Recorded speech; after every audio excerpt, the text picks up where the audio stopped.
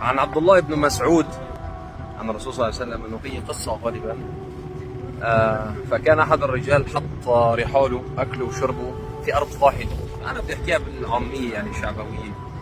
حط رحاله فنام، وقت اللي فاق ما لقاها مفقوده، فانتابه الخوف كثير، بلش يبحث عن الاكل، يبحث عن شرب، ما بقى يلاقي.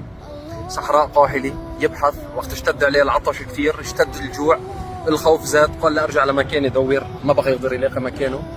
اخر المطاف بعد ما اشتد كثير، بلد طويله، وصل فلقى مكان وبقى اكله وشربه، فمن شده الفرح قال اللهم انت عبدي وانا ربك.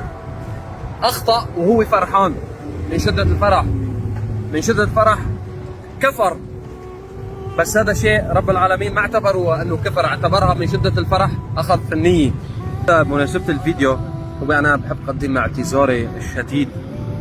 لما كنا في المعبر باب الهوى كان عده اوقات منا نايمين، طبعا هذا الامر غير مبرر لاي شيء كان ما في نوم، شغل متواصل 24 ساعه من ضغط العمل، فمن الفرح المرضى عم تدخل وفي بعض الامور لهم عم تصير جيده. فانا اخطات، ربما حكيت في الفيديو في التقرير مع الام تبعنا انه عم باشر لها مثلا على الجرعه او على شيء.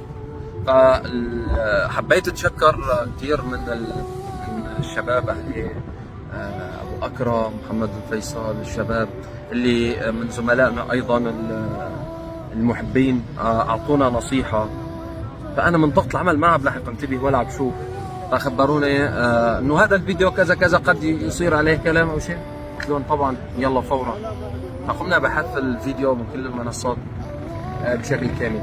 فهون المحب اللي قدم لنا النصيحه استجبنا له فورا وبنتشكره، لانه اللي بيقدم لك النصيحه بالخفافه هو انسان محب، بيريد الخير، بيريد السعي بالخير. انا من هون بقدم الشكر لكل مين نصحنا. الامر الاخر اللي بدي احكي فيه، بقدم اعتذاري للام اللي ظهرت معنا بالفيديو.